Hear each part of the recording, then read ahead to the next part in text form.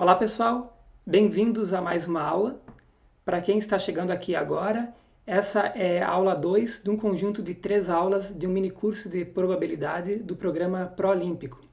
Nessa aula, a gente vai ver alguns argumentos recursivos e de simetria e alguns problemas que envolvem contagens de trajetórias. Só lembrando, na aula 1, que foi a primeira aula do minicurso, a gente introduziu os conceitos básicos de probabilidade, falamos de espaço amostral, eventos, probabilidade condicional e independência, e resolvemos diversos exemplos mais elementares. Então, na aula de hoje, a gente vai estar mais focado na resolução de problemas, e a gente vai ter dois principais problemas que a gente vai discutir na aula de hoje. Um problema que vou chamar de problema da eleição. É um problema que envolve um princípio interessante de contagem chamado de princípio da reflexão. E um outro problema legal que a gente vai discutir na aula de hoje é o problema do avião, que envolve um certo cartão de embarque perdido. Esse problema do avião, ele é um exemplo de problema onde a gente pode usar tanto um argumento recursivo quanto um argumento de simetria.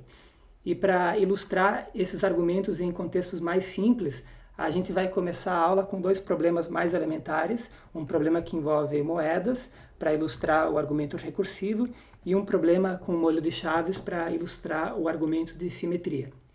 E para discutir o problema da eleição, que também vai ter um argumento de simetria bem interessante, a gente vai, antes disso, falar de alguns problemas que envolvem passeios aleatórios, pois a gente vai precisar entender como a gente faz algumas contagens de trajetórias. Então, nessa ordem que eu coloquei ali, vão ser os tópicos que a gente vai discutir na aula de hoje. Então, vamos começar a aula com esse problema aqui. A gente vai lançar uma moeda 10 vezes. Estamos supondo aqui implicitamente que é uma moeda honesta, ou seja, cara ou coroa acontece com probabilidade 1/2. E a pergunta é, ao longo dessa sequência de 10 lançamentos, qual é a probabilidade de que em algum momento apareçam duas caras consecutivas? Certo? Então essa é a pergunta. Eu sugiro que você pense um pouco no problema antes de acompanhar a resolução que a gente vai apresentar em seguida. Vamos acompanhar agora então a solução do problema. Por uma questão de simplificar a notação, vamos usar o símbolo 1 para denotar o resultado cara e o símbolo 0 para denotar o resultado coroa.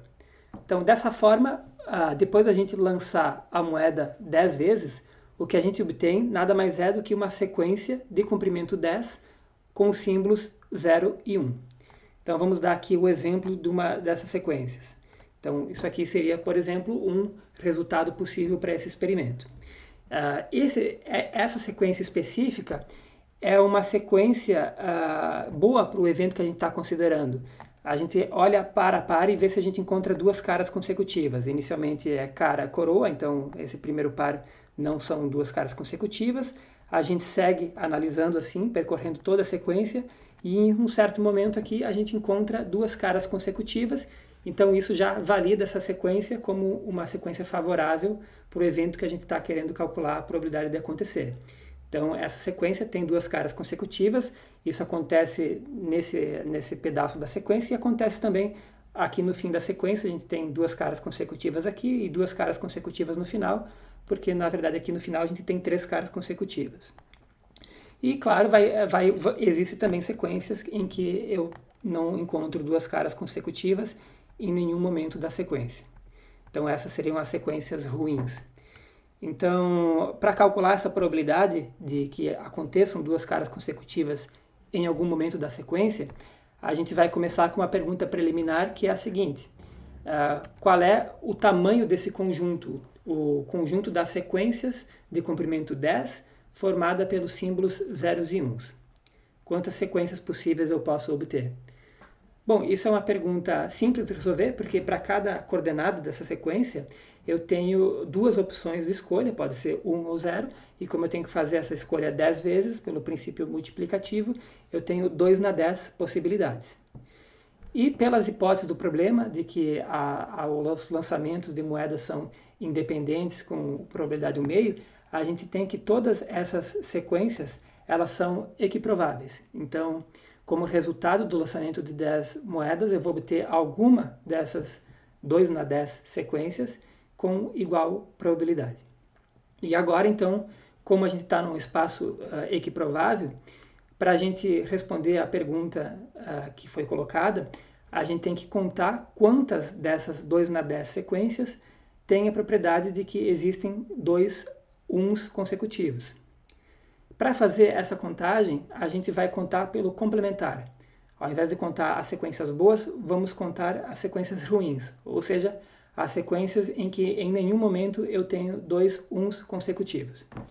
Então, vamos, ao invés de contar diretamente as sequências de comprimento 10, vamos olhar primeiro para uma situação mais simples, que é quando eu estou olhando para sequências mais pequenas. Então, vamos olhar para, vamos denotar por Qn, a quantidade de sequências de comprimento n, formada pelos algarismos 0 e 1, sem 2 1 consecutivos. Então, isso seria sequências ruins para o nosso problema. A gente quer descobrir Q10, né? Aqui vamos calcular Qn e vamos tentar entender como é que essa Qn se comporta.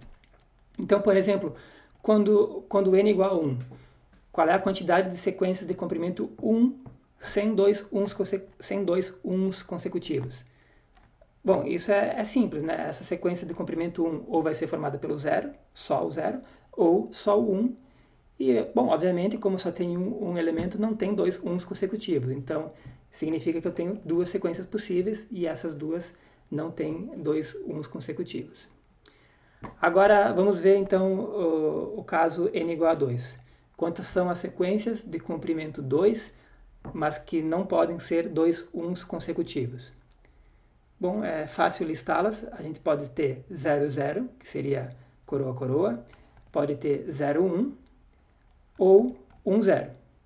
A outra, que seria 1, 1, essa está proibida porque essa tem 2 uns consecutivos e a gente quer contar as que não têm 2 uns consecutivos. Portanto, então aqui o Q2 é igual a 3. E agora a gente quer calcular, então, para n geral, uma expressão para Qn. Vamos organizar um pouco essa informação aqui do quadro para ter mais espaço para o que a gente vai escrever em seguida. Então eu vou apagar esses exemplos de sequências e colocar só o que nos interessa agora. Então a gente quer calcular então a quantidade de sequências de comprimento n que não tem 2 algarismos uns consecutivos. Essas sequências são formadas pelos dígitos 0 e 1. E a gente já viu que Q1 é 2 e Q2 é 3. Então, agora estamos com n geral maior ou igual a 3, queremos calcular Qn. Então, para fazer essa conta, a gente vai dividir as sequências de comprimento n em 2 categorias, né? A gente tem 2 tipos, são as sequências que terminam com o dígito 1 e as sequências que terminam com o dígito 0. Vamos contar quantas sequências de cada tipo a gente tem. Então, no primeiro caso, como o último dígito é 1, obrigatoriamente o penúltimo não pode ser 1, tem que ser 0, porque senão a gente teria 2 uns consecutivos e é isso a gente não quer, a gente está contando a sequência sem 2 uns consecutivos. Bom, e como o penúltimo é 0, agora, a princípio, a única restrição que a gente tem é que nos n-2 primeiros dígitos a gente não tenha 2 uns consecutivos. E isso é a quantidade de maneiras, então, de preencher ali com algarismos 0 e 1, é justamente Qn-2, porque é o número de sequências de comprimento n-2 que não tem 2 uns consecutivos. E agora, vamos ver, então, esse segundo caso, de sequências que terminam com 0. Como terminou com 0, não há nenhuma restrição para o algarismo n-1. Ele pode ser tanto 1 como 0, porque não vai ter o problema de eu criar 2 uns consecutivos no final. Então, a única coisa que eu tenho que tomar cuidado é que nesses n-1 primeiros dígitos eu não tenha 2 uns consecutivos, e isso pode ser feito de que n-1 maneiras, porque justamente pela definição de Qn. Então, a gente acabou de obter, né, como esses 2 tipos são complementares, ou a sequência termina com 1 ou ela termina com 0, e obviamente não há interseção nesses 2 casos. Então, a gente tem, então, como a gente dividiu em 2 casos complementares, que Qn vai ser igual a Qn-2 mais Qn-1. Essa recorrência vale a partir de n igual a 3. Essa é a mesma recorrência que forma a sequência de Fibonacci. Então, resumindo o que a gente tem até agora, a gente está numa situação em que a gente tem 2 na 10 casos possíveis e a gente está querendo contar os casos desfavoráveis, que seriam as sequências de comprimento 10 sem dois uns consecutivos. Para fazer isso, a gente trocou esse comprimento 10 por comprimento n genérico e obteve uma relação de recorrência para a expressão Qn, que denota o número de sequências de comprimento n sem dois uns consecutivos. Então, o nosso interesse é encontrar o Q10, e isso é muito fácil de obter agora que a gente tem essa relação de recorrência. Então, iterando essa igualdade, a gente chega facilmente no Q10. Então, vamos ver como a gente faz isso. A gente tem Q1 é 2 e Q2 é 3, isso a gente calculou listando esses casos. E com isso a gente obtém então que o próximo termo é a soma desses dois. Então a gente obtém que o próximo termo é 5, depois o próximo termo é a soma desses dois, que é 8, o próximo termo, a soma dos dois da posição 3 e 4, a gente obtém o termo da posição 5. Você deve estar já familiarizado com esses números, isso é a sequência de Fibonacci. A única diferença é que a gente não é a sequência de Fibonacci que começa com 1, 1, 2, 3, 5, 8, 13, ela já está começando do 2, 3, porque a gente indexou a sequência QN dessa maneira, certo? Então, seguindo com essas somas, a gente facilmente chega então no termo 6, no termo 7, vamos somando e obtemos o termo seguinte, 55, 89, finalmente Q10, que é 144. Então, esse número, 144, representa o tamanho do conjunto das sequências de comprimento 10 que não possuem dois uns consecutivos. Essas são as sequências que a gente considera ruins, porque a gente está querendo calcular a probabilidade da gente conseguir duas caras consecutivas em algum momento. Então, agora basta tomar o complementar, o conjunto das sequências boas, né, que é as sequências que têm dois uns consecutivos, é simplesmente o número total. Então esses vão ser os casos favoráveis, né? É o número total de sequências, que é 2 na 10, menos essas sequências ruins. Então teremos 2 na 10 menos 144. Basicamente, a grande maioria de sequências vai ser formada por sequências favoráveis, né? 2 na 10 é muito maior do que 144. Então, fazendo essa conta, né, a gente vai obter então que a probabilidade da gente ter sucesso nisso, de a gente obter duas caras consecutivas, é o número de casos favoráveis, 2 na 10 sobre 144, dividido pelo número de casos possíveis, que é 2 na 10. Lembrando que a gente está fazendo essa conta porque a gente está numa situação de espaço amostral equiprovável. E bom, fazendo aqui, calculando isso, a gente obtém 880 sobre 1024, e em termos percentuais, isso dá 85,9% aproximadamente. Então, como esperado, intuitivamente, é uma probabilidade bem alta, né? Se a gente lança a moeda 10 vezes, é bem provável, a probabilidade é alta, de 85%, de que em algum momento a gente encontre duas caras consecutivas. Então, o objetivo desse problema era ilustrar essa técnica recursiva de contagem, que é muito útil em alguns problemas, nos quais a gente quer calcular uma quantidade e a gente reduz para primeiro problemas mais simples e consegue perceber uma relação que, dependendo de n, que relaciona um termo com termos anteriores da sequência, e a gente consegue então fazer uma contagem usando esse argumento recursivo. Isso vai ser útil em um problema que a gente vai ver mais na frente ainda nessa aula. Agora a gente passa para o segundo problema. É um problema bem simples, mas ele vai ter uma ideia interessante que eu quero discutir. Então a gente tem a situação seguinte: a gente tem um molho formado por N chaves e a gente quer abrir uma determinada porta, e a gente tem aqui como hipótese que só uma das chaves funciona para abrir a porta. E a gente quer calcular qual é a probabilidade da gente conseguir abrir a porta apenas na késima tentativa. E a gente vai estar tratando em dois cenários. No item A, a gente supõe que a cada tentativa a gente escolhe uma chave uniformemente ao acaso de maneira independente. Ou seja, a gente sorteia uma das chaves ali do molho e vai tentar abrir a porta. Se a gente não conseguiu, no próximo passo a gente sorteia novamente, e pode inclusive dar o azar de sortear a chave que a gente já viu que não funcionava. A gente sorteia de maneira independente, então pode acontecer de eu sortear a mesma chave, né? Já no caso B, a gente é um pouco mais esperto para tentar otimizar o tempo gasto para abrir a chave, abrir a porta.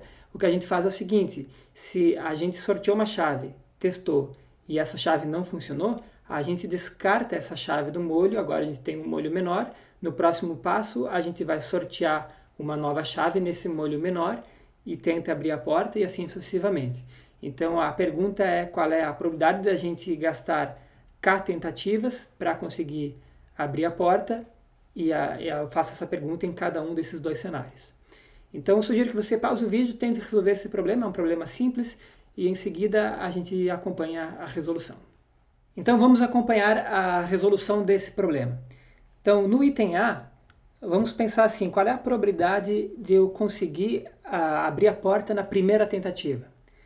Bom, isso acontece com probabilidade 1 sobre n, porque eu tenho que ter tido a sorte de, no primeiro sorteio, ter sorteado justamente a chave certa. E como são n chaves possíveis e apenas uma abre a porta, e eu estou supondo que esse sorteio é feito uniformemente ao acaso, então eu tenho um caso favorável em n possíveis. Então, 1 sobre n é a probabilidade de eu conseguir abrir de primeira. Então, essa seria a resposta para quando eu estou considerando k igual a 1. Bom, então se 1 sobre n é a chance de eu conseguir abrir de primeira, a probabilidade de eu ter fracasso na primeira tentativa é o complementar disso, que é 1 menos 1 sobre n. Certo? Então, sabendo disso, agora eu vou tentar considerar um k geral, vamos supor k maior ou igual a 2 aqui para a argumentação ficar consistente. Qual a probabilidade de eu conseguir abrir a porta somente na késima tentativa? Para eu conseguir abrir a porta somente na késima tentativa, eu tenho que ter fracassado k-1 vezes e em seguida obter sucesso. Como a gente está a cada tentativa realizando o mesmo experimento de maneira independente, a gente vai obter então um produto, né? Para eu obter sucesso somente na késima tentativa, eu tenho que fracassar na primeira tentativa, isso acontece com probabilidade 1 menos 1 sobre n. Eu tenho que fracassar na segunda tentativa, isso acontece com a mesma probabilidade, porque a gente está supondo uma independência na escolha das chaves, então a gente tem uma situação do experimento exatamente nas mesmas condições. Aí eu tenho que fracassar até a k-1 ésima tentativa, e aí na tentativa de número k, eu tenho que obter sucesso, e a probabilidade de obter sucesso nessa tentativa é 1 sobre n. E aí a gente obtém então esse produto, e juntando esses termos que são iguais, a gente obtém então 1 menos 1 sobre n no expoente k menos 1 vezes 1 sobre n. Essa é a resposta da nossa pergunta, e essa fórmula vale para k igual a 1, 2, 3, é ilimitado. Não existe um número máximo de tentativas que com certeza com aquele número eu vou conseguir abrir a porta. A princípio eu posso demorar qualquer quantidade de passos para conseguir abrir essa porta se eu for muito azarado. Vamos ver agora então o item B. Então aqui novamente no item B a chance, a probabilidade de eu acertar de primeira é 1 sobre n, se eu sortear na primeira tentativa a chave correta, isso acontece com probabilidade 1 sobre n, e a probabilidade de eu não obter sucesso na primeira tentativa é 1 menos 1 sobre n. Ou posso pensar isso como n menos 1 sobre n, porque eu tenho n menos 1 chaves ruins num universo de n chaves. Então, esse n-1 sobre n denota a probabilidade de eu ter fracasso nessa primeira tentativa. E agora, pela regra, como eu estou jogando fora a chave se eu não conseguir abrir a porta com ela, na segunda tentativa eu já não tenho mais um experimento nas mesmas condições da primeira tentativa. A informação de que eu fracassei na primeira tentativa vai afetar a probabilidade de acerto na segunda tentativa, porque agora a informação de que eu fracassei na primeira tentativa me informa que eu descartei uma das chaves ruins, então eu passo a ter agora um total de n-1 chaves, das quais n-2 são ruins. Então a probabilidade de eu fracassar nessa segunda tentativa, né, eu vou ter um novo molho com n-1 chaves, n-2 ruins e apenas uma boa. Então a probabilidade de eu fracassar na segunda tentativa, dado que eu fracassei na primeira, é n-2 sobre n-1. Então dessa maneira a gente vai calculando qual é a probabilidade de eu fracassar as 3 primeiras tentativas. Eu tenho que fracassar a primeira, fracassar a segunda, e na terceira tentativa, então agora eu vou ter uma chave a menos, e das quais n-3 então são ruins, de um total de n-2. E assim sucessivamente. Eu tenho que fracassar k-1 vezes, eu vou cada vez descontando o total de moedas, então eu fico sempre com uma boa num total que é cada vez menor. E finalmente, na k-ésima tentativa, eu tenho que sacar a chave correta. Nesse momento, eu vou ter descartado já k-1 chaves, então eu vou ter um total de n menos k-1 chaves, das quais uma chave é boa. Então, a probabilidade de eu ter sucesso na k-ésima tentativa é 1 sobre n menos k-1. Então, essa é a expressão da probabilidade que a gente está procurando. Aqui a gente observa que a gente tem vários cortes, cancelamentos que a gente pode fazer. Ó. A gente tem esse n-1 que cancela com n-1, n-2 que cancela com n-2. Tem esse n-3 ali que vai cancelar com o primeiro n-3 no denominador que aparece escondido nessas reticências. E a mesma coisa acontece com esse n-k-2 que está ali. Ele vai cancelar com o último termo das reticências que aparece ali. E aqui também o n-k-1 cancela aqui no início e no fim. Então, com todos os cancelamentos, a gente observa essa espécie de produto telescópico, e o que vai sobrar é apenas 1 sobre n. E essa fórmula ela é válida para k indo de 1 até n. Né? Nesse segundo cenário, o número de tentativas é limitado. Com certeza, depois de n tentativas, eu certamente já vou ter conseguido abrir a porta. E o interessante aqui é que a gente obteve um resultado que não depende de k. Então, quer dizer, a probabilidade de eu conseguir abrir a porta de primeira coincide com a probabilidade de eu conseguir abrir na segunda tentativa ou na terceira. Então, eu vou abrir a porta na k-ésima tentativa com chance igual 1 sobre n para qualquer k. Então, quando a gente obtém esse resultado assim tão simétrico, né, a gente obteve ali uma coisa uniforme em k, a gente se pergunta se não teria uma outra maneira de pensar o problema sem ter que ter feito essas contas. A gente tem essa desconfiança porque a gente obteve uma resposta muito perfeitinha, muito simples.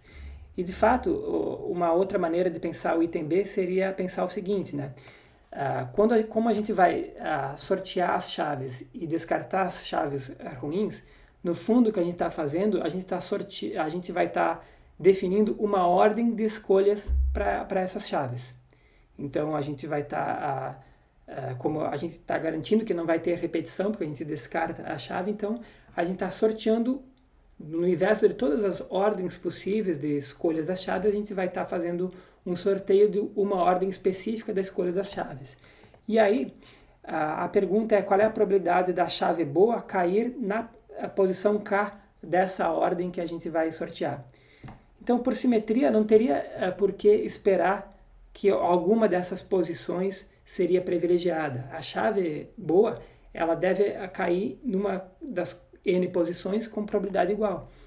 Então, disso a gente espera então que a chave certa ela vai estar na posição K com probabilidade 1 sobre n por simetria. Né? Não teria por que esperar que se eu vou sortear uma ordem uniformemente entre todas as ordens possíveis, não teria por que esperar que nesse sorteio das ordens possíveis a chave boa acontece com mais frequência na posição 2, por exemplo. Então, todas as posições para a chave boa vão ser equiprováveis. Se a gente não está tão convencido com esse argumento de simetria, a gente poderia pensar em termos de contagem, né? Quantas são as ordens possíveis para as chaves, né? Eu tenho n chaves, vamos supor que são todas distintas, então eu tenho n fatorial maneiras possíveis de ordenar essas chaves. E em quantas dessas maneiras eu tenho a chave correta na posição K? Bom, então eu fixo a chave correta na posição K e agora eu posso embaralhar as outras chaves de n-1 fatorial maneiras. Então, seria uma outra maneira de eu enxergar esse 1 sobre n surgindo. n-1 fatorial é o conjunto de permutações das chaves em que a chave correta está fixa na posição K, e n fatorial é o número total de permutações das ordens das chaves. Então, essa seria uma outra maneira de enxergar porque que a resposta desse problema é 1 sobre n, sem precisar analisar o passo a passo. Esse argumento de simetria eu trouxe aqui nesse exemplo mais simples. porque ele vai surgir também num último problema que a gente vai ver na aula de hoje. A gente vai resolver um problema por um método recursivo, vai chegar numa resposta bonitinha que vai gerar uma desconfiança de que talvez teria um argumento de simetria que levasse a essa resposta de um jeito mais direto, como a gente viu que acontece nesse exemplo. Então vamos para o próximo problema da aula de hoje. A gente está numa situação que é o seguinte: tem uma partícula colocada na reta real, na posição x igual a zero, e ela vai se mover em unidades discretas de tempo, né? Ela vai dar saltos a cada instante de tempo. Ela vai dar um salto de comprimento 1, que pode ser tanto para a esquerda ou para a direita, com probabilidade 1/2. Então a gente tem aqui uma figurinha, se ela está na posição K, no instante seguinte ela pode ou saltar para a posição K mais 1 ou para a posição K menos 1. Então ela vai estar sempre ali fazendo o que a gente chama de um passeio aleatório no conjunto dos números inteiros. Para ilustrar essa dinâmica, eu vou mostrar aqui uma simulação. Então aqui em cima vocês estão vendo o eixo real onde tem uma partícula na posição 0. A gente vai ver essa partícula andando a passos discretos. E para ficar mais claro também a sua trajetória, aqui ao lado eu coloquei um gráfico onde eu tenho, em função do número de passos, qual é a posição ocupada pela partícula. Então vamos ver o que acontece nessa simulação em 10 passos.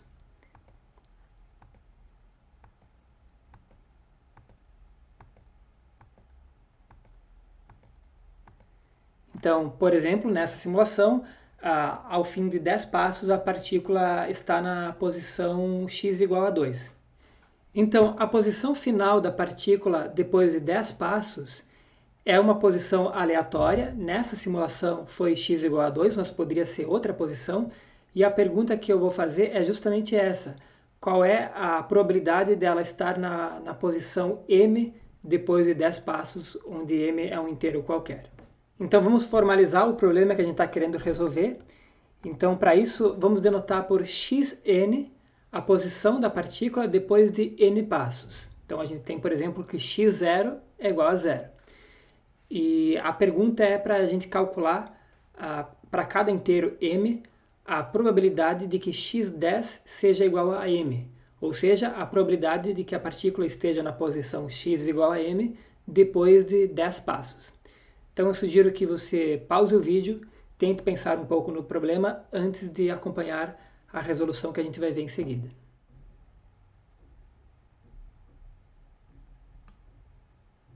Vamos então resolver o problema. Vou começar com algumas observações simples antes de calcular os casos mais difíceis.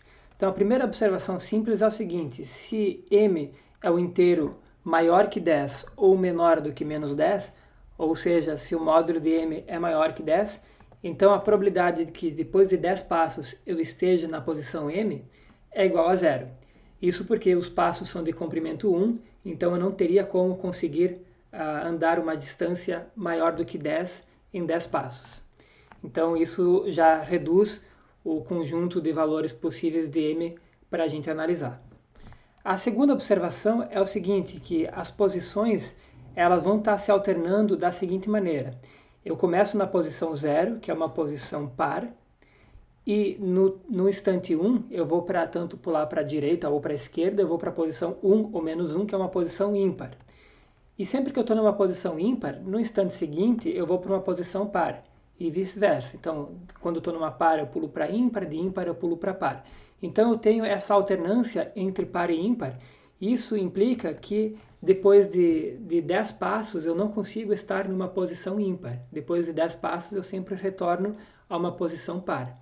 Então a gente conclui então que se m é um inteiro ímpar, a probabilidade de que depois de 10 passos eu esteja em m é 0. Então isso já também reduz o conjunto de valores de m que a gente precisa analisar. Agora, uma outra observação é o seguinte: essa dinâmica é completamente simétrica, né? Como eu vou com probabilidade 1/2 para a direita ou para a esquerda, então isso implica que a probabilidade de que depois de 10 passos eu esteja no inteiro m, essa probabilidade vai ser igual à probabilidade de depois de 10 passos eu estar no inteiro menos m, por simetria, porque a probabilidade de eu ver uma trajetória que termina em m ela é refletida, ela é exatamente igual à probabilidade de eu ver a trajetória simétrica que termina em menos m. Então isso também já reduz o nosso trabalho. Basta então a gente calcular a probabilidade de eu estar na posição 0, na posição 2, na posição 4, na posição 6, na posição 8 ou na posição 10. E por simetria a gente tem os negativos e os ímpares a gente já descartou, e os valores com módulo maior que 10 também já descartamos. Dessas, a mais fácil de calcular é a probabilidade de que depois de 10 passos eu esteja na posição 10. Isso é um evento bastante improvável, porque para eu estar na posição 10, depois de 10 passos, a situação é que eu tenho que dar exatamente todos os passos para a direita. E a probabilidade disso acontecer é de 1 meio elevado a 10, porque a cada passo eu tenho a probabilidade 1 meio de andar para a direita e os passos são executados de maneira independente, não importa os passos anteriores, a cada momento o sorteio é feito de maneira independente. Então a probabilidade de depois de 10 passos eu estar na posição 10 é bastante baixa, é 1 meio na 10. E isso, claro, pela simetria, coincide com a probabilidade de depois de 10 passos eu estar na posição menos 10. Agora vamos tentar encontrar essa probabilidade para outros valores de m. Então, para isso, vamos primeiro fazer a seguinte observação. Toda a trajetória que a gente vai obter, ela pode ser pensada como uma sequência de comprimento 10 dos símbolos direita e esquerda, né, que eu denotei por essas flechinhas para a direita ou para a esquerda. Então, por exemplo, essa trajetória que eu mostrei na simulação anterior, que está ali representada pelo gráfico que dá a posição em função do número de passos, eu poderia pensar essa trajetória como uma sequência desses símbolos da seguinte maneira. Então, eu tenho que colocar em comprimento 10, eu tenho que colocar esses 10 símbolos representando o que a partícula está fazendo. Então, percebam que ela deu primeiro um passo para cima, 2 passos para baixo, um passo para cima, novamente um passo para baixo, depois 2 passos para cima, um para baixo e 2 para cima. Então a gente está vendo que toda a trajetória é representada por uma sequência de passos para a esquerda ou para a direita e vice-versa. Então a primeira pergunta que eu coloco é quantas são as possíveis sequências de comprimento 10 formada por esses símbolos esquerda e direita.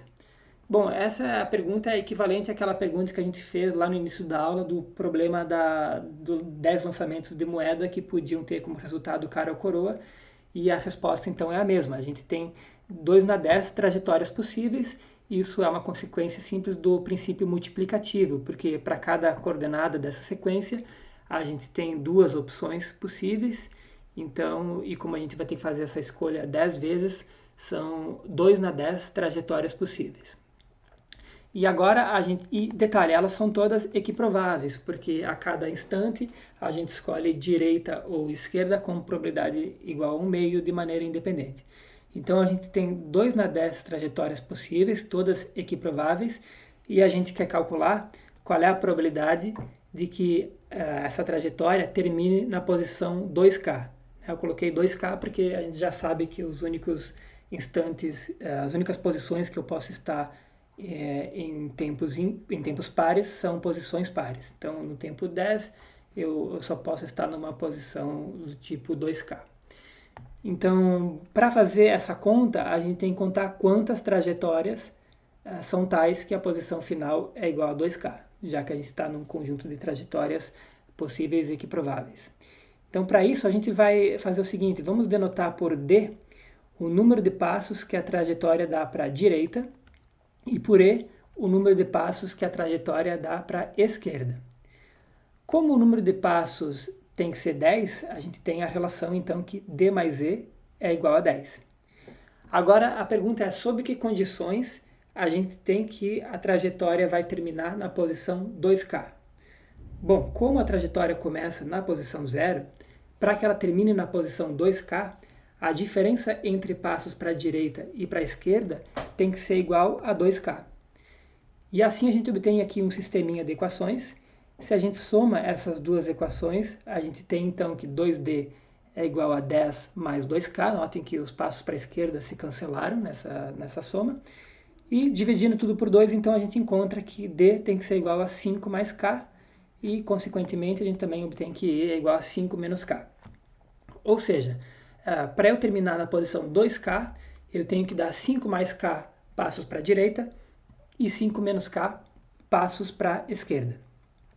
Então a pergunta é quantas são as trajetórias favoráveis, ou seja, quantas são as trajetórias que terminam na posição 2K.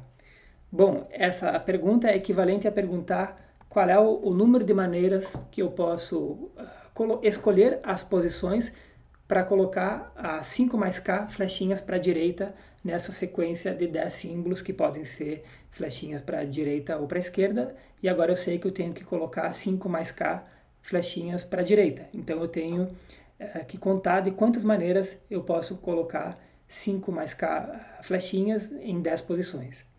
Então, esse número é 10, eu tenho 10 posições, tenho que escolher 5 mais K.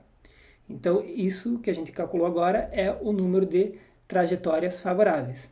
Portanto, então, a gente conclui que se K é 0, 1, 2, 3 ou 4, 5, a probabilidade de, no instante 10, a partícula estar na posição 2K é o número de trajetórias favoráveis, que é 10 escolhe 5 mais K, dividido pelo número de trajetórias possíveis. Então, a gente chega nessa expressão que é 1 sobre 2 na 10, vezes 10 escolhe 5K.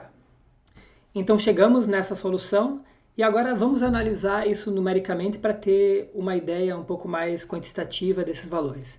Então, por exemplo, quando a gente considera K igual a 10, K igual a 0, a gente vai estar calculando a probabilidade de que depois de 10 passos a partícula esteja de volta à sua posição original. Então vamos ver quanto é essa probabilidade. Então, pela fórmula que a gente acabou de deduzir, essa probabilidade é igual a 1 sobre 2 na 10 vezes 10 escolhe 5. Então, vamos fazer essa conta. 10 escolhe 5 é 10 fatorial sobre 5 fatorial, 5 fatorial. A gente pode fazer um primeiro cancelamento, cancelando um 5 fatorial que está lá naquele 10 fatorial. Então, a gente fica com esse produto, 10 vezes 9 vezes 8 vezes 7 vezes 6, dividido por 5 fatorial. Aqui, vários cancelamentos acontecem naturalmente. Por exemplo, aqui o 10 com o 5 vai ficar 2, o 9 com o 3 vai sobrar 3, o 8 com o 4 vai ficar 2, esse 7 não cancela com ninguém, o 6 com o 2 cancela e fica 3. E agora, fazendo essa continha, a gente obtém 252 sobre 1024. Notem que isso 252 é bem perto de 256, que seria justamente 1/4 de 1024. Então esse resultado que a gente obteve é um pouco menos do que 1/4. Fazendo a conta aí, a gente obtém que isso é aproximadamente 24,6%. Então, ou seja, com probabilidade aproximadamente 1/4, na verdade um pouco menos, a partícula que começou na posição 0, depois de 10 passos ela vai estar novamente na posição 0. Né? Isso acontece com probabilidade 24,6%. Bom, e fazendo essa mesma conta com os outros valores de K, a gente obtém uma distribuição que eu vou colocar aqui um gráfico, que é a seguinte, né? Então, o valor mais provável para onde vai estar a partícula é justamente o 0, e depois a gente tem essa simetria, e o mais improvável é o 10 ou o menos 10, que a gente já tinha feito essa conta, e esse é o perfil da distribuição dos possíveis posições para a partícula depois de 10 passos. Agora a gente vai ver um problema parecido com o que a gente acabou de resolver, só que é do caso de um passeio aleatório em dimensão 2, ou seja, a partícula, ao invés de estar se movendo apenas na reta, ela vai estar se movendo no plano, também com passos de comprimento 1, mas que agora esses passos podem ser para a esquerda, para a direita, para cima ou para baixo, tudo com igual probabilidade. Então, das 4 direções possíveis, a cada instante a partícula vai escolher uma das direções com probabilidade de 1/4 e vai fazer um salto de comprimento 1 nessa direção. Então, para ilustrar essa dinâmica, eu vou mostrar aqui algumas simulações de trajetórias que podem surgir quando a gente analisa o movimento dessa partícula durante, digamos, 20 passos. Então aqui esse símbolo laranjado que eu botei no meio ali é a origem. E, por exemplo, aqui depois de 20 passos a partícula terminou na posição x igual a 0 e y igual a 2. Vamos ver outra simulação.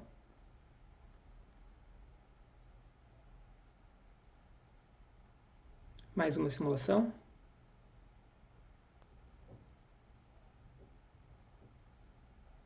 Notem que aqui aconteceu algo interessante. Depois de 20 passos, a partícula terminou na origem. E a pergunta que eu vou fazer é relacionada justamente a isso. Eu quero saber qual é a probabilidade de, depois de um determinado número de passos, a partícula voltar para a origem. Na verdade, a pergunta que eu vou fazer é com 10 passos. Então, vamos ver algumas simulações com 10 passos. Nessa simulação, a partícula terminou longe da origem.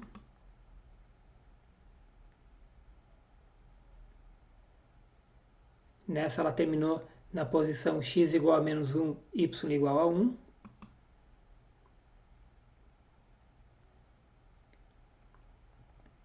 Aqui, novamente, a partícula terminou longe da origem. Então, a pergunta que a gente vai fazer é qual é a probabilidade de, depois de 10 passos, a partícula estar na sua posição original. Então, vou dividir a pergunta em duas. Primeiro, eu vou perguntar qual é a probabilidade de que a partícula retorne à origem, né, depois de 5 passos. Então, qual é a probabilidade dela estar na origem depois de 5 passos? Essa é uma pergunta. E a outra pergunta é qual a probabilidade dela estar na origem depois de 10 passos. Então, eu sugiro que você pause o vídeo, pense um pouco nesse problema, antes de acompanhar a solução que a gente vai ver em seguida. Então, vamos acompanhar a solução do problema. No item A, a gente vai observar um fenômeno parecido com o que a gente observou no passeio aleatório unidimensional, onde a gente tinha aquela alternância entre posições pares e posições ímpares. Agora a gente está lidando com pares ordenados, então a gente tem uma situação parecida se a gente fazer uma definição adequada. Então, por exemplo, a gente pode definir que há dois tipos de pontos de coordenadas inteiras no plano. A gente vai dizer que um ponto é do tipo par quando a soma das coordenadas é par, e vamos dizer que um ponto é do tipo ímpar quando a soma das coordenadas é ímpar. Então, dessa forma, se a gente pegar no plano os pontos de coordenadas inteiras e pintá-los, a gente vai ter então ali essa imagem, né? Os pontos de tipo par e os pontos de tipo ímpar intercalados. Então, por exemplo, a origem, que é um ponto de tipo par, a partir da origem, a nossa dinâmica desse passeio aleatório, a gente vai pular para um ponto necessariamente do tipo ímpar.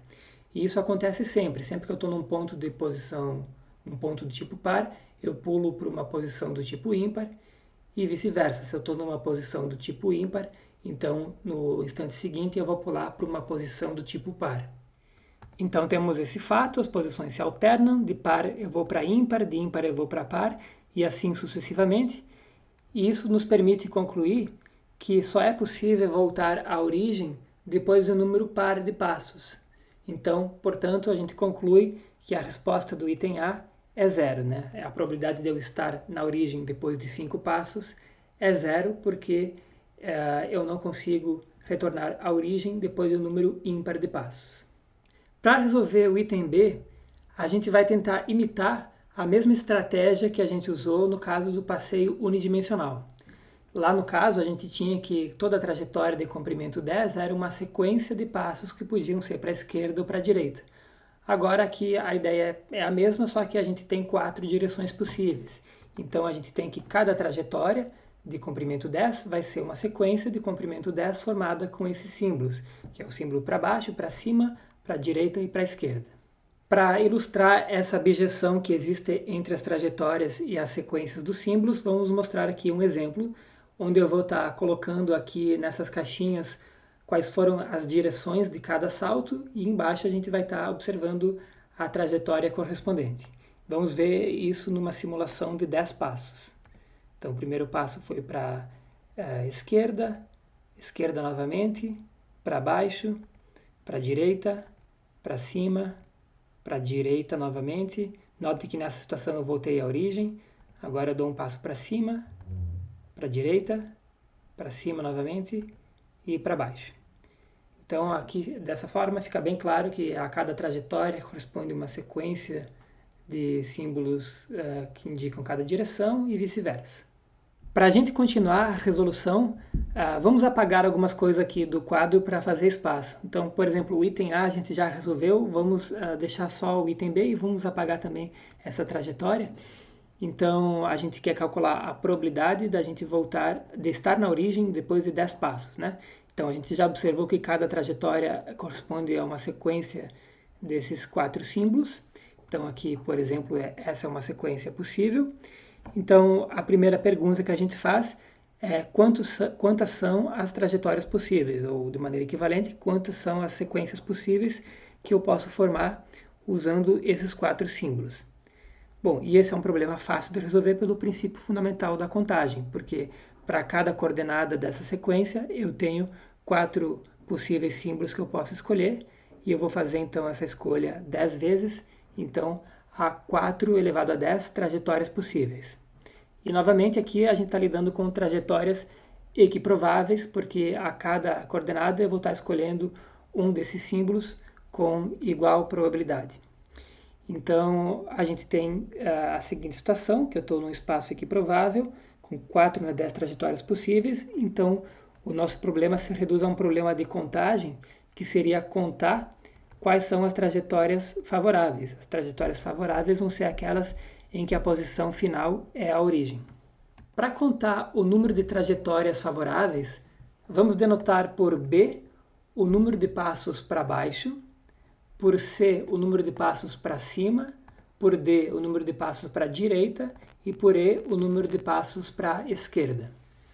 Bom, naturalmente, como a gente está considerando aqui que a gente está analisando o problema, a gente quer entender o que acontece depois de 10 passos, então a gente tem que B mais C mais D mais E tem que ser igual a 10, porque o número total de passos é 10. Bom, agora a pergunta é sob que condições essa trajetória vai terminar na origem. Bom, para que a trajetória termine na origem, a gente precisa que os passos se compensem nas duas direções, ou seja, o número de passos que eu dou para baixo tem que ser igual ao número de passos que eu dou para cima, para que na direção vertical eu pare na posição vertical 0, e o mesmo tem que acontecer na direção horizontal. O número de passos que eu dou para a direita tem que ser igual ao número de passos que eu dou para a esquerda. Então a gente precisa ter essas igualdades. B tem que ser igual a C e D tem que ser igual a E. Se essas duas coisas acontecem simultaneamente, eu termino na origem e vice-versa. Essa é uma condição necessária e suficiente para que a trajetória termine na origem. Bom, então se a gente pega aquela primeira equação que diz que a soma de todos os passos é 10 e agora escreve tudo, por exemplo, em função de C e D, a gente chega na equação que 2C mais 2D tem que ser igual a 10. Dividindo tudo por 2, a gente conclui então que C mais D tem que ser igual a 5. Além, claro, das condições de que B igual a C, D igual a E. Essa equação, C mais D igual a 5, tem mais do que uma solução possível. Lembrando aqui que C e D são inteiros não negativos, então, na verdade, o conjunto das soluções possíveis vai ser da seguinte maneira, né? Para algum K, que pode variar de 0 até 5, a gente vai ter C igual a K e D igual a 5 menos K. Então, esse K vai representar o número de passos para cima na trajetória, que é igual ao número de passos para baixo nas trajetórias favoráveis. Portanto, então a gente tem que 2K representa o número de saltos na direção vertical. E 5 menos K, isso vezes 2, representa o número de passos na direção horizontal. Então, a gente poderia decompor todas as trajetórias nessas classes dependendo do valor de K.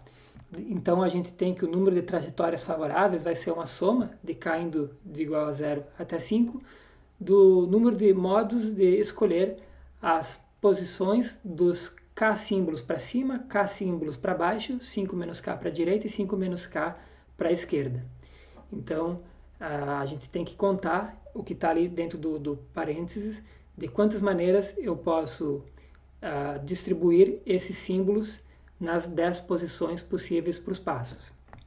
Então, a gente tem a seguinte, né? A gente tem aqui que colocar K flechinhas para cima, K para baixo, 5 menos K para a direita e 5 menos K para a esquerda, e ver de quantas maneiras eu posso organizar isso. Bom, se essas flechinhas fossem todas distintas, se fossem símbolos distintos, eu teria a 10 fatorial maneira de organizar. Mas como elas são repetidas, eu tenho que dividir para eliminar a contagem com excesso. Então, o número de maneiras de organizar essas flechinhas é 10 fatorial dividido por k fatorial para descontar as repetições das flechas para cima, k fatorial para descontar as repetições das flechas para baixo e assim sucessivamente. Esse 5 menos k fatorial é para descontar as repetições das flechas viradas para a direita e 5 menos k fatorial para descontar as repetições das flechas viradas para a esquerda. Então, em princípio, a gente já resolveu o problema, né? Quando a gente soma k igual a 0 até 5, essa expressão, a gente vai ter o número de trajetórias favoráveis e a gente já tinha visto que o número de trajetórias possíveis é 4 na 10. Agora, o que a gente vai ver nos próximos passos é como simplificar um pouco esse número que a gente obteve para dar uma cara mais bonita para ele. Então, a gente calculou o número de trajetórias favoráveis como essa soma que tem 6 termos, e agora a gente vai ver que, na verdade, dá para reescrever essa soma numa expressão mais simples. Então, para isso, a gente começa fazendo um primeiro passo que não é muito intuitivo. A gente vai multiplicar e dividir cada termo em cima e embaixo ali por 5 fatorial. 2 vezes, 5 fatorial vezes 5 fatorial. Isso vai ficar claro ao longo das contas que isso vai simplificar um pouco essa expressão. Então, por exemplo, depois de fazer isso, a gente observa que aqui a gente tem no numerador um 10 fatorial e com esse 5 fatorial que tem no denominador, a gente tem então ali esse número é 10 escolhe 5, que esse número não depende de k, eu posso passar para fora do somatório. Então eu posso reescrever tudo como 10 escolhe 5, agora eu tenho essa expressão que é a soma de k indo de 0 até 5, em cima sobrou 5 fatorial, embaixo eu tenho k fatorial, 5 menos k fatorial duas vezes. Bom, agora a gente observa que a gente tem essa expressão em verde, 5 fatorial sobre k fatorial, 5 menos k fatorial, isso é 5 escolhe k, e a mesma coisa em azul. Então a gente pode reescrever esse somatório dessa maneira. 10 escolhe 5, somando de k igual a 0 até 5, de 5 escolhe k vezes 5 escolhe k. Aqui convém observar que esse 5 escolhe k que sobrou em azul do lado direito vai ser útil a gente reescrever como 5 escolhe 5 menos k. Isso é equivalente porque escolher o k objetos num grupo de 5 é equivalente a escolher o 5 menos k que eu não teria escolhido. Então, a vantagem de escrever dessa forma é que vai ficar mais fácil de entender por que vale a seguinte identidade que a gente vai discutir em seguida. A gente vai olhar agora para essa expressão que está em verde e a gente vai demonstrar um lema de que essa soma de k indo de 0 até 5, de 5 escolhe k vezes 5 escolhe 5 menos k, isso é simplesmente 10 escolhe 5. Então, em seguida a gente vai ver a prova desse lema. Se você quiser, tente provar isso e em seguida acompanhe a prova que a gente vai mostrar. A técnica que a gente vai usar para provar esse lema é a técnica da contagem dupla. Essa técnica consiste em contar alguns objetos de duas maneiras diferentes e então obter a igualdade desejada. Então, para fazer isso, a gente vai considerar o seguinte: a gente vai supor que a gente tem um grupo de 10 pessoas, das quais 5 são homens e 5 são mulheres. E o nosso objetivo aqui vai ser contar de quantas maneiras eu posso montar uma equipe com 5 pessoas desse grupo. Bom, um jeito de contar isso é o seguinte, né? Eu tenho 10 pessoas, indiferente se são homens ou são mulheres, e, portanto, eu tenho 10 escolhe 5 maneiras de escolher 5 pessoas desse grupo de 10 pessoas. Então, há 10 escolhe 5 equipes possíveis no total. Agora a gente vai fazer uma contagem do jeito diferente. Essa equipe ela pode ter 0 homens, 1 homem, 2 homens ou até 5 homens, né? E, claro, se eu tenho K homens, eu vou ter que ter 5 menos K mulheres. Então, eu posso considerar que eu vou contar as equipes que têm 0 homens, depois as equipes que têm 1 homem, depois as equipes que têm 2 homens e somar tudo isso. E dessa maneira, eu obtenho aqui, com K homens, K variando de 0 até 5, eu tenho quantas equipes possíveis? Bom, dos 5 homens eu tenho que escolher K. E para cada escolha que eu faço nos homens, agora eu vou lá nas mulheres, são 5 mulheres, eu tenho que escolher 5 menos K. Então, esse produto representa o número de equipes que tem K homens. Se eu somar de k igual a 0 até 5, então eu obtenho a identidade desejada. Então, a nossa conclusão é que isso que está em verde ali é simplesmente 10 escolhe 5. Assim, a gente conclui que o número de trajetórias favoráveis é simplesmente 10 escolhe 5 ao quadrado. E então a gente pode concluir que a probabilidade da partícula estar na origem depois de 10 passos é 10 escolhe 5 ao quadrado, dividido por 4 na 10, porque 4 na 10 é o número de trajetórias possíveis. Então, essa é a resposta do nosso problema. Se a gente fizer essa conta, a gente vai obter que é aproximadamente 6,06%. Aqui há uma observação bem interessante sobre esse valor que a gente obteve. Então, a gente estava analisando aqui o passeio bidimensional, né, que é o passeio no plano, começando na origem, e a gente faz a pergunta, depois de 10 passos, qual a probabilidade de que a partícula esteja na origem? E a gente obteve esse número, 1 sobre 4 na 10, vezes 10 escolhe 5 ao quadrado. E é interessante perceber que esse número ele é o quadrado de 1 sobre 2 na 10, vezes 10 escolhe 5. E isso que está ali em verde dentro do colchete é justamente a resposta para a mesma pergunta no caso unidimensional, que é o passeio na reta, qual a probabilidade, depois de 10 passos, estar na origem. Se você quiser, confira no exercício que a gente fez anteriormente. Então, será que isso foi só uma coincidência ou será que há algum motivo para a gente ter essa identidade? Bom, na verdade, há uma explicação para essa identidade, o que inclusive seria uma outra maneira de resolver o problema. E a explicação é a seguinte: vamos denotar por xn a posição da partícula no instante n, onde a partícula que eu me refiro aqui é a partícula que está executando o passeio aleatório bidimensional. E aí vamos denotar por xn+, e por xn- as projeções que essa partícula faz ortogonalmente na reta y igual a x e na reta y igual a menos x. Ali está a figura dessa projeção ortogonal. E agora é possível demonstrar um fato importante, que é o seguinte: quando a partícula, que é esse ponto em amarelo, ela executa um passeio aleatório no plano, escolhendo cada vizinho com probabilidade 1/4, então o que vai estar acontecendo com essas projeções é que elas vão estar se comportando como passeios aleatórios unidimensionais, e mais do que isso, como passeios aleatórios unidimensionais independentes, no sentido que se eu sei o passo que, por exemplo, o passeio laranja deu, isso não interfere nas probabilidades do passeio azul. Então, dessa maneira, a probabilidade da partícula amarela voltar à origem vai coincidir com o produto, né, por causa da independência, da probabilidade de que o passeio em azul volte à origem, multiplicado pela probabilidade de que o passeio em laranja volte à origem. E esses, como são passeios unidimensionais, a gente calculou isso no exercício anterior. Então essa seria uma outra maneira de resolver o problema usando o passeio aleatório unidimensional e essa projeção bem esperta nas retas y igual a x e y igual a menos x. Agora a gente vai ver o problema da eleição. E o problema é o seguinte: em uma certa eleição havia dois candidatos, o candidato A e o candidato B, e o candidato A recebeu A votos e o candidato B recebeu B votos, onde A é maior que B. Então o candidato A venceu a eleição e a gente sabe exatamente qual foi o placar dessa eleição. Só que a gente quer calcular a seguinte probabilidade. Imagine que esses votos foram todos colocados numa certa urna e que a contagem é feita voto a voto, retirando-se ao acaso, em cada etapa, um voto aleatório uniformemente ao acaso da urna.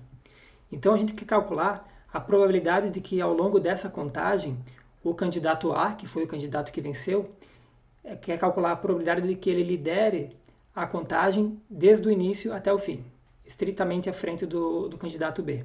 Então essa probabilidade vai ser um número que vai depender de A e de B. Então queremos calcular em termos de A e B essa probabilidade. É claro, por exemplo, que se A for muito maior do que B, essa probabilidade vai ser maior, e se A e B forem próximos, né, se for uma eleição apertada, então essa probabilidade vai ser menor. Antes de resolver o caso geral, vamos considerar um caso particular, até mesmo para deixar o enunciado do problema bem claro. Então vamos considerar a seguinte situação, em que o candidato A recebeu 3 votos e o candidato B recebeu 2 votos. Então, nessa situação, cada possível ordem de contagem desses 5 votos vai gerar uma sequência com 3 A's e 2 B's. Quantas sequências desse tipo existem? Bom, existem 5 escolhe 3 sequências desse tipo. 5 escolhe 3 é igual a 10. Isso porque dessas 5 posições, eu tenho que escolher as 3 posições para colocar o A. Então, existem 5 escolhe 3 sequências desse tipo. Todas essas sequências, elas são equiprováveis, porque cada sequência dessa está associada a 3 fatorial vezes 2 fatorial possíveis maneiras de contagem dos votos, né? Isso considerando que se cada cédula que está lá dentro da urna for um objeto distinto, então dessa maneira eu teria 5 fatorial maneiras diferentes de retirar as cédulas da urna, e a cada sequência formada por 3 A's e 2 B's corresponde 3 fatorial vezes 2 fatorial dessas ordens possíveis de contagem. Agora a gente vai analisar cada uma dessas sequências formadas por 3 A's e 2 B's. Então eu listei aqui todas essas 10 sequências formadas por 3 A's e 2 B's. Eu listei em ordem alfabética, a primeira que começa com 3 A's e depois 2 B's, e a última que começa com 2 B's e depois 3 A's. E agora a gente vai analisar como seria a evolução da contagem dos votos para cada uma dessas sequências. Por exemplo, na primeira sequência, vamos anotar aqui embaixo como seria a evolução desse placar. Então, a partir do primeiro voto, que seria um voto para A, a gente teria o placar de 1 a 0 para o candidato A. Quando eu conto o segundo voto, eu terei 2 a 0 para o candidato A. Quando eu conto o terceiro voto, eu terei 3 a 0. E aí no quarto voto, é o primeiro voto para B, eu passo a ter 3 a 1. E no final a eleição terminaria em 3 a 2. Todos esses casos vão terminar em 3 a 2, a questão é como esse placar evolui. Vamos ver essa outra situação aqui, em que eu tenho um voto para A, 2 para B e 2 para A. Então, nessa situação, eu começaria com o placar 1 a 0. No instante seguinte, quando eu conto o segundo voto, eu teria um empate, 1 a 1. Quando eu conto o terceiro voto, eu teria que o B assume a liderança, ficaria 2 a 1 para o candidato B. Quando eu conto o quarto voto, a situação se empataria novamente, 2 a 2. E quando eu conto o último voto, 3 a 2. Então eu posso fazer essa mesma análise cuidadosamente em todos os casos e eu vou obter um cenário como esse aqui. Então lembre que a pergunta que eu havia feito era qual era a probabilidade de que o candidato A liderasse do início ao fim. Vamos formalizar isso, né? Se eu tiver como AN o número de votos para o candidato A no instante N e BN o número de votos para o candidato B no instante N, então a gente queria calcular qual é a probabilidade de que AN seja estritamente maior que BN para todo N. Bom, e aí é uma questão de contar casos favoráveis sobre casos possíveis, né? Desses 10 casos possíveis, esses 2 são os casos favoráveis. Em 2 dessas sequências, a gente tem que o candidato A lidera estritamente do início ao fim. A gente vai ter a probabilidade de 2 décimos, que é igual a 1/5.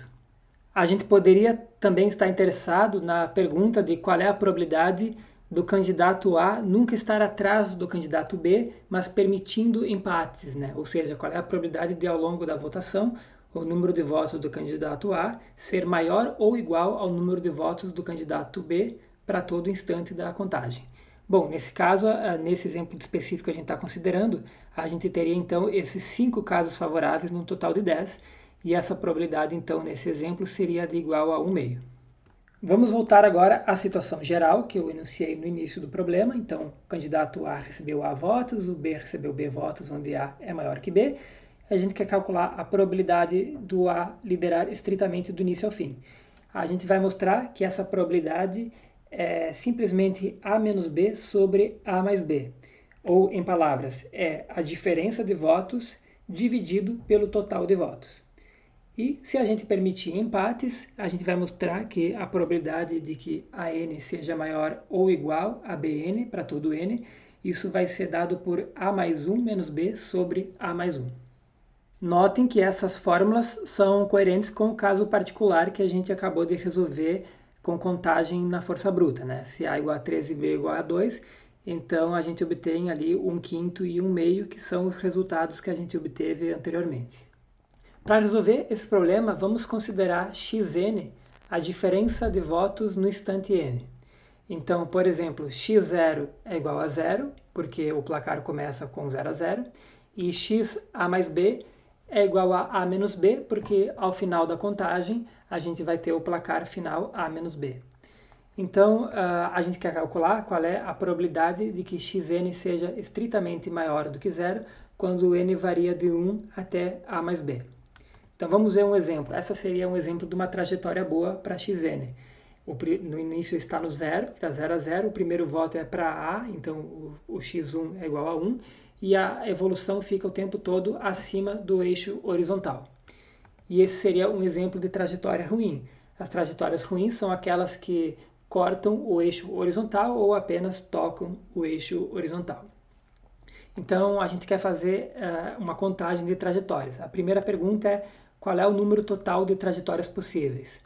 Bom, uma trajetória possível, aqui lembrando que as trajetórias elas têm que começar em zero e terminar em a menos b depois de a mais b passos. Então, desses a mais b passos, a gente precisa ter a passos para cima e b passos para baixo. Então, o número total de trajetórias é o número total de maneiras de escolher as posições dos passos que são para cima. Então, a gente tem no total a mais b escolhe a trajetórias. Então, essa probabilidade que a gente quer calcular, que é o número de trajetórias boas sobre o número de trajetórias, vai ser calculado como o número de trajetórias boas dividido por a mais b escolhe a. Então, agora a gente deveria calcular o número de trajetórias boas. Ao invés disso, a gente vai calcular o número de trajetórias ruins e depois vai tomar complementar. Então, eu começo observando que existem dois tipos de trajetórias ruins. Elas podem ser classificadas em dois tipos. As trajetórias ruins em que o primeiro voto é para o candidato A, ou seja, x1 é igual a 1, e as trajetórias ruins em que o primeiro voto é para o candidato B, ou seja, x1 igual a menos 1. E agora eu queria observar que a quantidade de trajetórias ruins do tipo 1 vai ser igual à quantidade de trajetórias ruins do tipo 2. Como é que a gente mostra isso? Bom, se a trajetória, vamos pegar aqui, por exemplo, uma trajetória ruim do tipo 1. Então, notem que ela é do tipo 1 porque o gráfico inicialmente é crescente aqui, então o primeiro voto foi para o A. Então, como ela é uma trajetória ruim, ela em algum momento a gente vai obter um empate. Então, a gente pega aqui o instante do primeiro empate. E a gente observa que a gente pode fazer uma reflexão no gráfico, considerando toda a trajetória desde o instante zero até o instante do primeiro empate, eu vou refletir com respeito ao eixo horizontal, e agora o que eu obtenho é uma trajetória ruim do tipo 2. E vice-versa, né? Toda vez que eu tenho uma trajetória ruim do tipo 2, se eu olhar o instante de primeiro empate, porque esse instante, claro que vai acontecer, porque no final quem ganha foi o candidato A, então se eu pego esse instante do primeiro empate, eu posso fazer uma reflexão e obter uma trajetória ruim do tipo 1. Então, como existe essa abjeção, eu consigo concluir a partir disso que o número de trajetórias ruins do tipo 1 é igual ao número de trajetórias ruins do tipo 2. Bom, como os tipos de trajetórias ruins existem em igual quantidade, a gente conclui então que o número de trajetórias ruins total é igual a 2 vezes o número de trajetórias ruins do tipo 2. Então agora basta contar então o número de trajetórias ruins do tipo 2. E isso é fácil de contar, porque o primeiro voto foi para o candidato B, então a gente tem que x1 é igual a menos 1, e agora nos restam então a mais b menos 1 passos, dos quais a passos tem que ser para cima. Então a gente tem que escolher as posições dos passos que são para cima. Isso pode ser feito de a mais b menos 1, escolhe a maneiras. Assim, então, a gente concluiu que o número de trajetórias ruins do tipo 2 é a mais b menos 1, escolhe a. Portanto, o número de trajetórias ruins é o dobro disso. E assim, a gente conclui que a probabilidade do evento ruim é essa quantidade dividido pelo total de trajetórias. Fazendo essas contas, a gente abre esses coeficientes binomiais, vai obter vários fatoriais que vão se cancelar e vai sobrar no final apenas 2b sobre a mais b. Então essa é a probabilidade do evento ruim. Já então a probabilidade do evento bom vai ser o complementar disso, vai ser 1 menos 2b sobre a mais b, isso dá a menos b sobre a mais b, como havíamos falado anteriormente. Na verdade, é possível fazer uma argumentação com menos contas, onde a gente nem precisa calcular a quantidade de trajetórias. da seguinte maneira, né? A gente tem essa identidade que vem do princípio da reflexão, que diz que o número de trajetórias ruins é igual a 2 vezes o número de trajetórias do tipo 2. Então, essa identidade implica que a probabilidade do evento ruim é 2 vezes a probabilidade de que o primeiro voto seja para o candidato B. Isso porque as trajetórias do tipo 2 correspondem justamente a esse evento, o evento de que o primeiro voto é para o candidato B. Agora, para calcular a probabilidade de que o primeiro voto seja para o candidato B, a gente nem precisa fazer uma contagem de trajetórias. Basta observar que no primeiro voto eu tenho na urna A mais B votos, dos quais B são para o candidato B. Portanto, essa probabilidade é B sobre A mais B.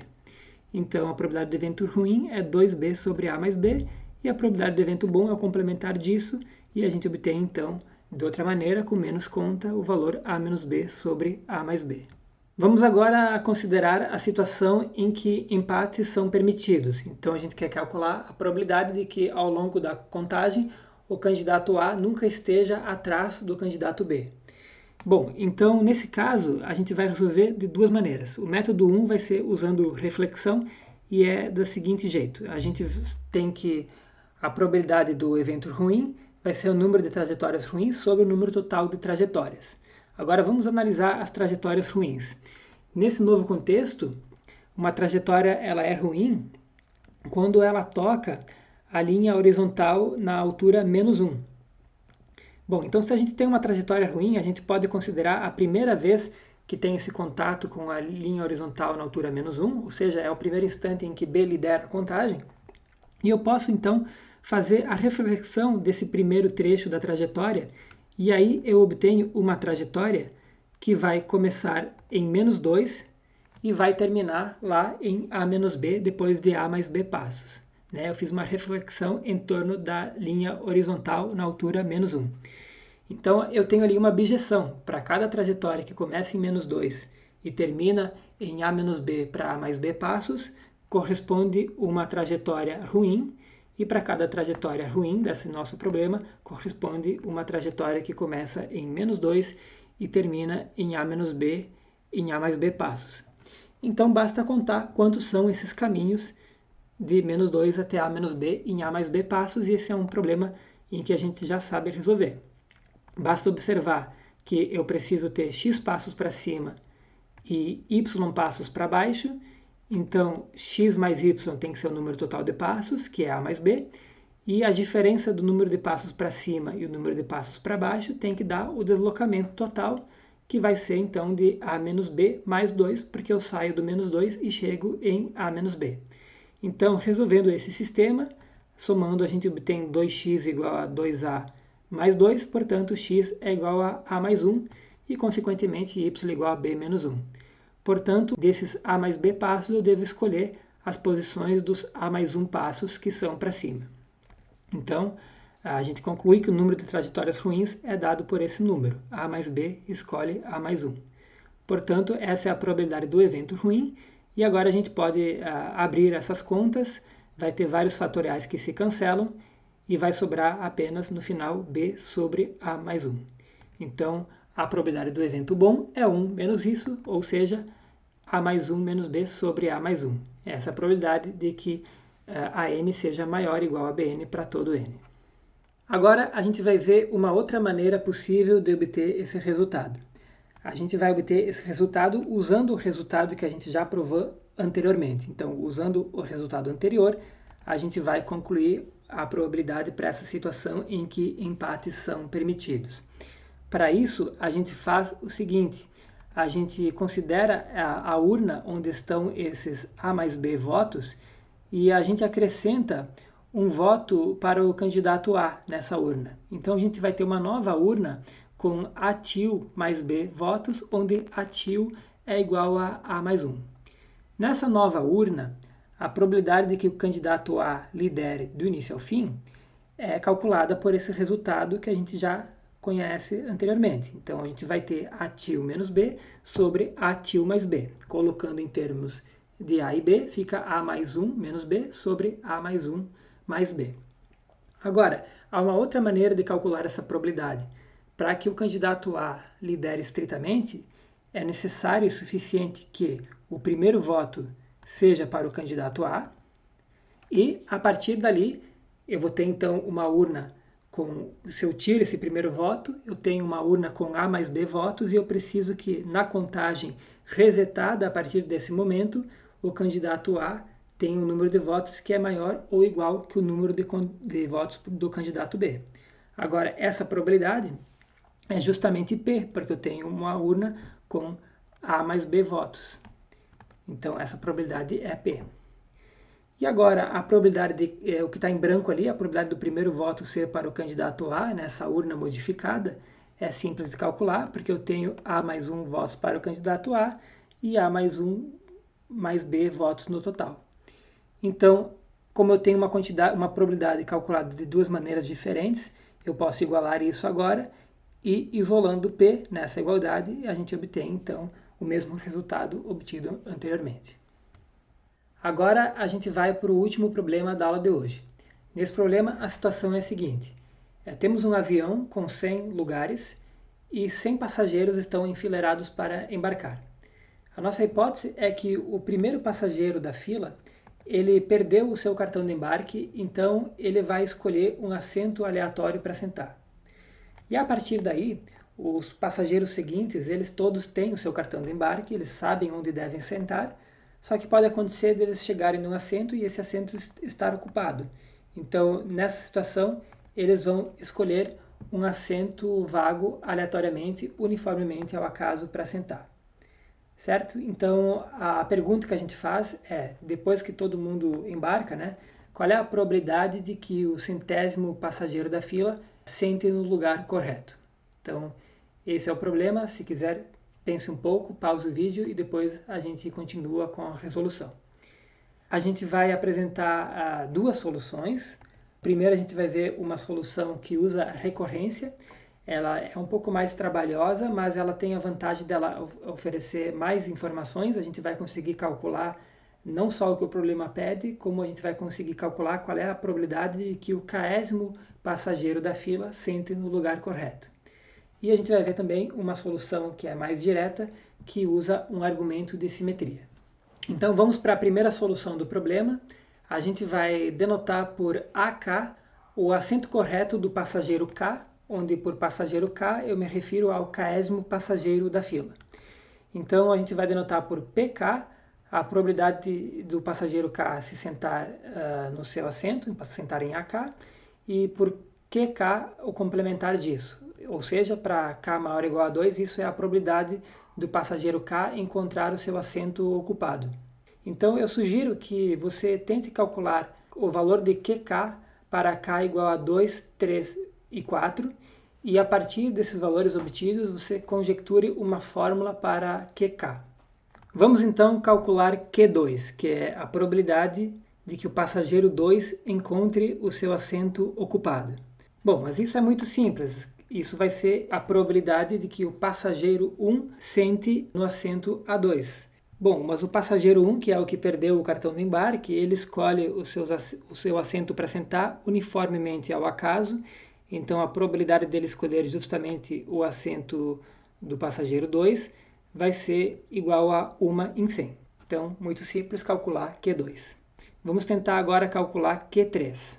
Quais são as situações em que o passageiro 3 encontra o seu assento ocupado? São dois casos possíveis. Ele vai encontrar o seu assento ocupado na situação em que o passageiro 1 se senta em A3, ou no caso em que o passageiro 1 senta em A2, e aí quando A2 entra no avião, ele encontra seu assento ocupado, e aí ele escolhe aleatoriamente e senta no assento A3. Então, esses são os dois cenários que fazem com que o A3 encontre o seu assento ocupado, e são cenários complementares. Então, vamos calcular a probabilidade de acontecer cada um desses cenários. Então, no caso 1, a probabilidade é de 1 em 100, o passageiro 1 tem que sentar no assento A3, a chance disso acontecer é 1 em 100. E no caso 2, a gente tem a probabilidade de 1 em 100 do passageiro 1 sentar em A2. E agora, quando o A2 entra no avião, haverá então 99 assentos disponíveis e a probabilidade dele escolher justamente o A3 é de 1 em 99.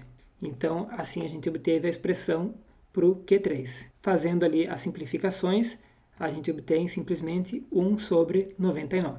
Certo? Então, vamos agora calcular Q4. Bom, o passageiro 4, ele vai encontrar o seu assento, que é o A4, ocupado em 4 casos e que eu vou listar aqui. Então, o primeiro caso é quando o passageiro 1, que é aquele que perdeu o cartão de embarque, senta no assento A4. O segundo caso é quando o passageiro 1 senta no assento A2 e aí o passageiro 2 senta no assento A4. O caso 3 é quando o passageiro 1 senta no assento A3 e o passageiro 3 senta no assento A4. E tem também um caso 4, é quando o passageiro 1 senta em A2, o passageiro 2 senta em A3 e o passageiro 3 senta em A4. Então, esses casos são todos os possíveis e eles são complementares, então a gente pode calcular a probabilidade de cada caso. Então, a probabilidade do caso 1 é de 1 em 100, que é a probabilidade do passageiro 1 escolher justamente o assento A4.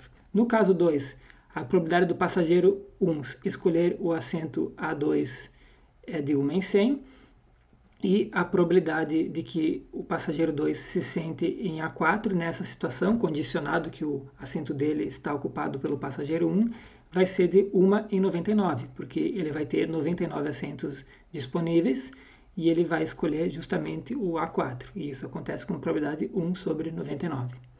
No caso 3, a probabilidade do passageiro 1 sentar em A3 é de 1 em 100, e aí se isso acontece, o passageiro 2 vai estar podendo sentar no seu assento correto, e aí quando o passageiro 3 entrar no avião, haverá 2 assentos ocupados, que serão os assentos A2 e o assento A3, então haverá 98 assentos disponíveis, e a probabilidade dele escolher justamente o A4 é de 1 em 98.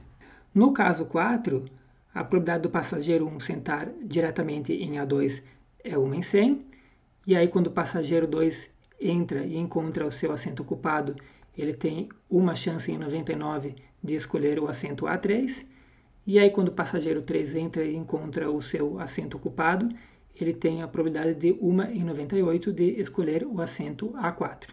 Então, assim a gente obteve uma expressão para Q4. Vamos simplificar isso e ver o que dá. Então, percebam que tem um fator 1 sobre 100 que eu posso colocar em evidência. E aí, agora, observem que ali dentro dos parênteses a gente tem também um fator que aparece algumas vezes, é o fator 1 sobre 99.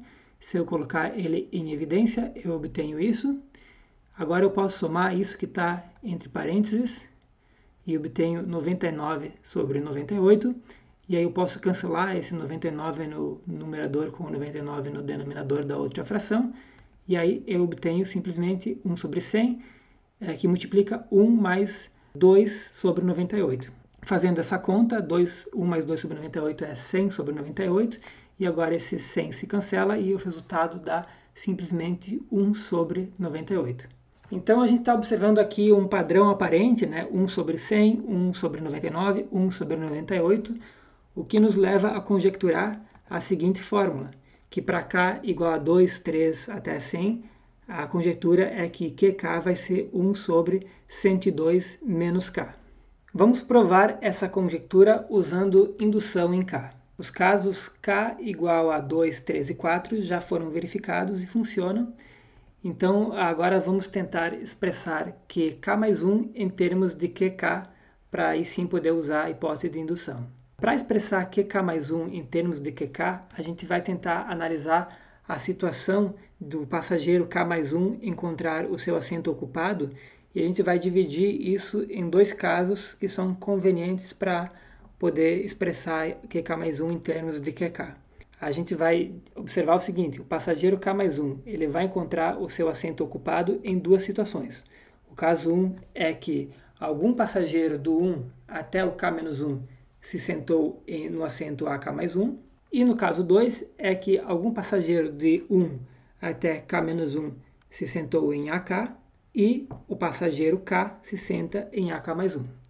Então esses 2 casos são complementares e correspondem à situação em que o passageiro K mais 1 encontra o seu assento ocupado. Agora percebam que tem uma observação chave que é o seguinte, Os passageiros de 1 até k-1, eles não têm preferência entre os assentos AK e AK+1.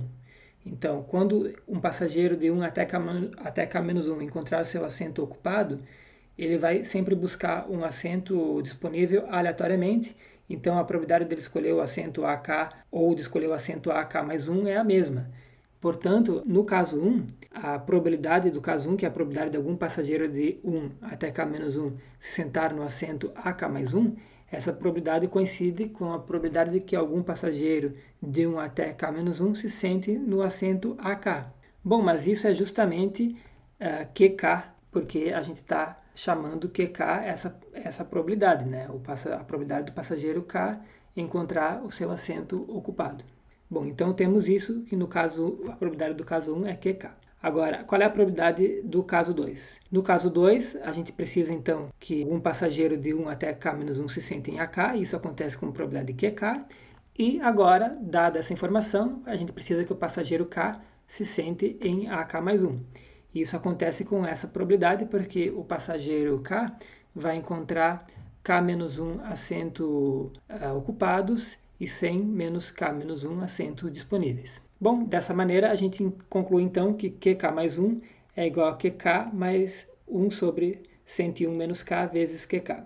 Fazendo ali uma simplificação, a gente obtém a expressão 102 menos K sobre 101 menos K vezes QK. Então, se a gente usar agora a hipótese de indução, que é a validade dessa fórmula para um certo K, a gente vai concluir então que QK+1 vai ser 102 menos K sobre 101 menos K, vezes a fórmula que a gente está assumindo válida para o valor K. Fazendo a simplificação, então a gente conclui que QK+1 é 1 sobre 101 menos K, ou seja, 1 sobre 102 menos K+1, e isso confirma a validade da fórmula por indução. Então, a gente acabou de provar que QK é igual a 1 sobre 102 menos K. Em particular, né, Q100, que é a probabilidade de que o passageiro 100 encontre o seu assento ocupado, por essa fórmula vai ser 1/2. E quando a gente chega nesse valor tão simétrico, tão bonitinho, a gente não se pergunta se não teria um jeito mais simples de ver isso. E sim tem, essa é a outra possível solução do problema. Uma prova mais direta de que Q100 igual a 1/2 é a seguinte: o passageiro 100, quando ele vai entrar no avião, ele vai encontrar disponível ou o assento do primeiro passageiro, aquele que perdeu o cartão de embarque, ou o seu assento. Então, ele vai encontrar o assento A1 disponível caso algum dos passageiros de 1 até 99 tenha se sentado em A100. E vai encontrar o A100 disponível caso algum dos passageiros de 1 a 99 tenha se sentado em A1. E essas duas situações têm a mesma probabilidade, por causa da simetria, porque enquanto os assentos A1 e A100 estão ambos disponíveis, eles são escolhidos com igual probabilidade em cada etapa. Portanto, né, essas duas situações têm a mesma probabilidade, que deve ser então igual a 1/2. Assim a gente conclui a aula 2, espero que tenham gostado, nos vemos na próxima, até mais!